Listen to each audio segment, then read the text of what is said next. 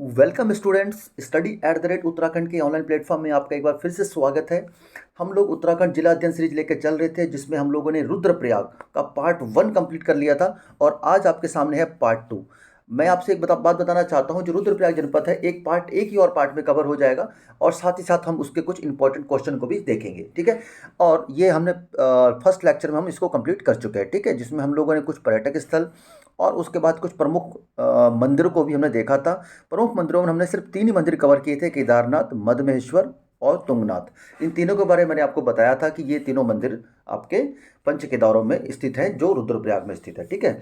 और अब उन्हीं उसी पार्ट को आगे बढ़ाते हैं और जो मंदिर मैंने बताया था कि कुछ मंदिर और हम कवर करेंगे जो इंपॉर्टेंट मंदिर है, अब उनमें मंदिर आ जाता है कोटेश्वर महादेव मंदिर, ठीक है। तो कोटेश्वर महादेव मंदिर कहाँ पर स्थित है? ये है आपका रुद्रप्रयाग से मात्र 3 किलोमीटर की दूरी पर, ठीक है। अलकनंदा नदी के तट पर ही स्थित है कोटेश्वर महादेव मंदिर, ठीक। और अब देख सकते हैं ये अलकनंदा नदी का तट है, ओके। ये अलकनंदा नदी का तट है और इसी के प्रांगण में ही ये मंदिर स्थित हो जाएगा। और इसका एक दोनों चित्र आपके सामने ये हमने लेकर आए आपके सामने।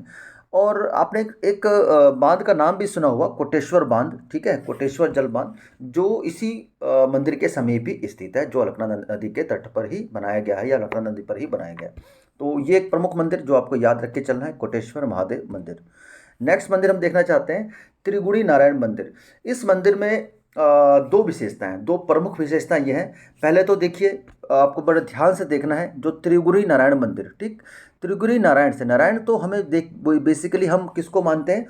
भगवान विष्णु को नारायण के रूप में जाना जाता है, लेकिन ध्यान रखना है यह त्रिगुणी नारायण मंदिर भगवान शिव को समर्पित है, ना कि भगवान विष्णु को समर्पित है। ये आपको पहली चीज़ याद रखनी है। दूसरी चीज़, यह जो है ये कहाँ पर स्थित है? रुद्रप्रयाग के त्रिगुणी नामक गाँव में स्थित है। ये दो चीज़ें यहाँ पे आपका कवर करनी है। और सबसे महत्वपूर्ण बात, अगर एग्जाम में अगर पूछा जा सकता है कि पौराणिक मान्यताओं के अनुसार भगवान शिव और माता पार्वती का जो विवाह था यहीं पर संपन्न किया हुआ था, ठीक है। तो ये भी एक महत्वपूर्ण फैक्ट है। और साथ ही साथ इस मंदिर के समीप 3 कुंड हैं, ठीक है, जो जिनको कहा जाता है ब्रह्म कुंड, विष्णु कुंड व रुद्र कुंड। इन तीनों को आप याद रखेंगे। पूछा जा सकता है कि ब्रह्म कुंड, विष्णु कुंड व रुद्र कुंड किस मंदिर के समीप स्थित है या कहाँ स्थित है? तो त्रिगुणी नारायण मंदिर के समीप स्थित है और रुद्रप्रयाग डिस्ट्रिक्ट में स्थित है। इस प्रकार क्वेश्चन एग्जाम में बनते हैं। तो ये आप देख सकते हैं, इसके बारे में कुछ जानकारी है, ठीक है। ये त्रिगुणी नारायण मंदिर और साथ ही साथ इसके समीप ये आपका मंदिर प्रांगण में पूजा अर्चना करते हुए लोग ये आपको दिखाई दे सकते हैं, ठीक है। तो ये हो गया आपका, एक और मंदिर कवर कर लिया। इसके बाद कार्तिक स्वामी मंदिर। कार्तिक स्वामी मंदिर ये रुद्रप्रयाग के कंचौरी गांव में स्थित है, ठीक है। और सबसे बड़ी बात, ये क्रौंच पर्वत पर, पूछा जा सकता है कि कार्तिक स्वामी मंदिर कौन से पर्वत पर स्थित है? ये तो क्रौंच पर्वत पर स्थित है। जैसे आपको पौराणिक मान्यता के अनुसार जैसे भगवान शिव और माता पार्वती ने अपने दोनों पुत्रों को आदेश दिया था कि आप ब्रह्मांड का चक्कर लगा के लाओ, पूरे विश्व का चक्कर लगा के आओ। तो कार्तिक स्वामी तो पूरे ब्रह्मांड का चक्कर लगाने के लिए निकल गए थे, बट गणेश भगवान ने अपने माता पिता की ही चारों ओर चक्कर पूरा किया, तो उन्होंने बताया कि मेरा ब्रह्मांड, मेरा संसार, सब कुछ यही है, ठीक है।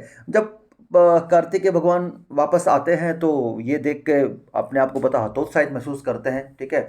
और फिर अपने शरीर को, प्राण को पूरा त्याग कर, अपने शरीर को पूरा क्या कहते हैं, मांस जो शरीर से वो अलग करके उनके माता पिता के चरणों में अर्पित करते हैं और यहाँ पर क्रौंच पर्वत पर चले जाते हैं। ये पौराणिक कथा है, आपने सुन रखी होगी। और इसी मंदिर में आज भी इनकी अस्थियां, मतलब मान्यता के अनुसार कार्तिक भगवान की अस्थियां विराजमान है और ये कार्तिक स्वामी का मंदिर स्थित है।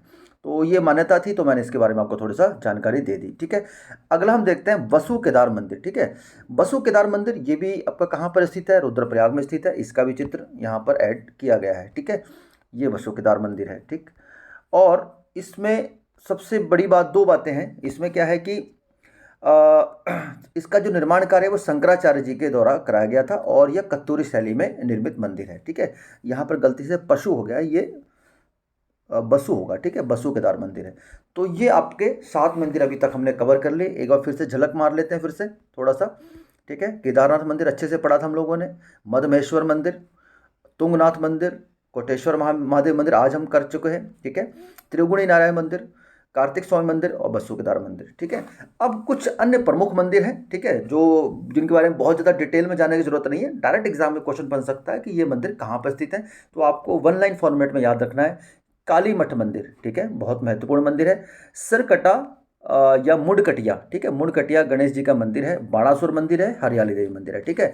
तो ये आपको बता दिया। सिरकटा या मुड़कटिया गणेश जी की जो मूर्ति यहाँ पर स्थापित है, आप देख सकते हैं। एकमात्र ही ऐसा जो मंदिर आपको दिखाई दे रहा है जहाँ पर भगवान गणेश का जो सिर है वो आपको विद्यमान नहीं है। सिरकटा मंदिर, मुड़कटिया मंदिर गणेश जी का ये मंदिर रुद्रप्रयाग में ही स्थित हो जाएगा, ठीक है। ठीक है, तो अब थोड़ा आगे बढ़ते हैं। अब रुद्रप्रयाग के कुछ प्रमुख मेलों की तरफ देख लेते हैं, ठीक है। कला संस्कृति आदि से क्वेश्चन बन जाता है, जरूर बनता है। वो किसी भी डिस्ट्रिक्ट से बन सकता है या उत्तराखंड के किसी पार्ट से बन सकता है।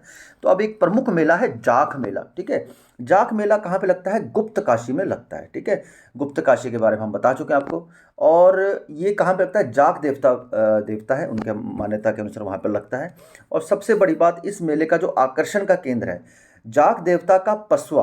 जाग देवता का पसवा, पसवा का मतलब ये होता है कि जो हमारी आम बोलचाल की भाषा है, पहाड़ी भाषा या आप गढ़वाली कुमाऊनी भाषा, उनमें पसवा जो होता है कि ऐसा व्यक्ति या ऐसा इंसान जिसके ऊपर देवता आ जाते हैं या उनके ऊपर सवार हो जाते हैं, तो उसे उस देवता का पसवा कहा जाता है। तो जाग देवता का पसवा अंगारों पर नृत्य करता है, जलते अंगारों पर नृत्य करता है। यही इस मेले का सबसे प्रमुख आकर्षण का केंद्र है। देखिए, पूजा अर्चना के बाद अंगारों की ये लगाया जाता है और ये आप मान सकते हैं जाग देवता का पसवा है। और ये अंगारों पर, जलते अंगारों पर नृत्य करता है या चलते हैं, तो ये और चारों ओर इसकी भीड़ इकट्ठी हो जाती है, ठीक है। तो इस प्रकार ये मान्यता है और यहाँ पर लोग इकट्ठा होकर इसको मेले को आयोजन और मनाते हैं, ठीक है। तो जाग मेला कहाँ आयोजित किया जाता है? हमारे लिए मुख्य बात है रुद्रप्रयाग में, ठीक। अगला, भतूज या अन्नकूट मेला, ठीक है। ये एग्जाम में क्वेश्चन इस प्रकार बना हुआ है, आज पहले आ चुका है कि भतूज या अन्नकूट मेला किस मंदिर पे लगता है? तो ऑप्शन में थे केदारनाथ मंदिर, तुंगनाथ मंदिर, मधमेश्वर मंदिर या त्रिगुणी नारायण मंदिर। तो ये कहाँ पे लगता है? सिंपल सी बात है, इसका आंसर हो जाएगा केदारनाथ मंदिर में। और कब लगता है? रक्षाबंधन के एक दिन पहले लगता है। जैसे मैंने आपको बताया था अभी, जब मैं केदारनाथ मंदिर का आपको बढ़ा रहा था, वापस लेके चलता हूँ।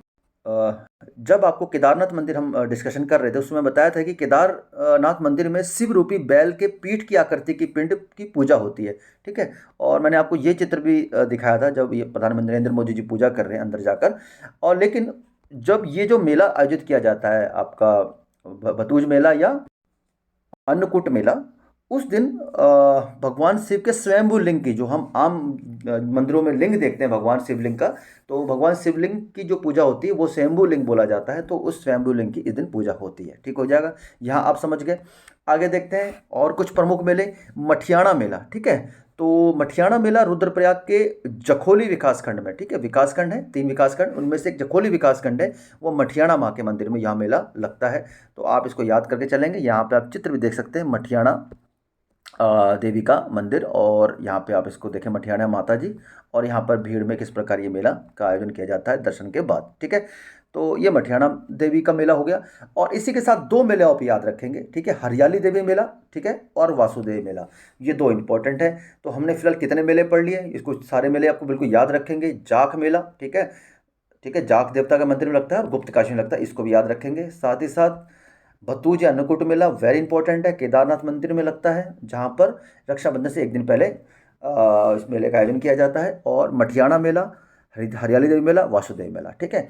तो आज हमने यहाँ तक कवर किया है। और साथ ही साथ एक चीज़ और रहेगी, चीज़ जो मैं आपको बताना चाहता हूँ, रुद्रप्रयाग की प्रमुख धार्मिक यात्रा। जैसे हमने चमोली में नंदा राजा यात्रा देखी थी, उत्तरकाशी में पंचकोश वरुण यात्रा देखी थी, उसी प्रकार रुद्रप्रयाग में एक बहुत ही महत्वपूर्ण यात्रा का आयोजन किया जाता है जिसका नाम है मनना माई की जात की यात्रा, ठीक है।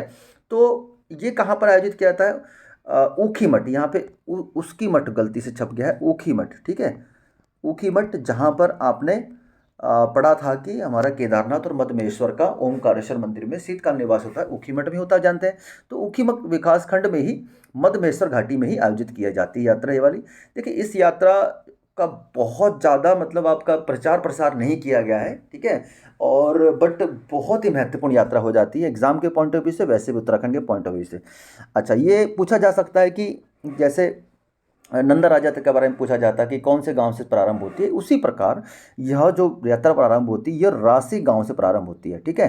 तो राशि गांव कहाँ पर स्थित है? रुद्रप्रयाग में स्थित है, मधमेश्वर घाटी में स्थित है। और मनना माता की जो डोली है वो कहाँ लेके जाती है? मननी बुग्याल, ठीक है। यहाँ पर मननी बुग्याल का चित्र देख सकते हैं आप, ये मननी बुग्याल है। यहाँ पर लेके जाई जाती है और वापस फिर राशि गांव में ही रंकेश्वरी मंदिर में लाई जाती है। तो ये ज़्यादा बहुत ज़्यादा इंपॉर्टेंट नहीं है, बट आपको दो चीज़ याद रखनी है, मननी बुग्याल, ये मनती बुग्याल होगी, टाइपिंग आज मिस्टेक ज़्यादा है, सॉरी यार। मननी बुग्याल और राशि गांव कहाँ से स्टार्ट होती है, राशि गांव से, और मननी बुग्याल तक लाई जाती है। और ये एक लोकल विकास लोकल यात्रा, धार्मिक यात्रा की आयोजन किया जाता है। ठीक है, तो यहाँ तक मैं अभी आज लेके चल रहा हूँ। ठीक है, और अगले क्लास में इसके झील ताल, ठीक है, और प्रशासनिक ढांचा और कुछ करंट के फैक्ट कलेक्ट करके हम लोग रुद्रप्रयाग डिस्ट्रिक्ट को फिनिश कर देंगे। ठीक है, और उसके पश्चात डिस्ट्रिक्ट कंप्लीट होने के बाद हम लोग इसके जो एमसीक्यू सेट है, कम से कम 40 से 50 प्रश्नों को हम लेके चलेंगे, जो हमने पढ़ा है उसके ऊपर किस प्रकार हमने कितना ध्यान दिया है या कितने क्वेश्चन बन रहे हैं वो हम देखेंगे। तो ठीक है, ये आज पार्ट 2 यहीं पे क्लोज करते हैं और एक पार्ट में रुद्रप्रयाग और कंप्लीट हो जाएगा। ठीक है, आपका बहुत बहुत धन्यवाद, मिलते हैं फिर नेक्स्ट क्लास में, तब तक के लिए जय हिंद।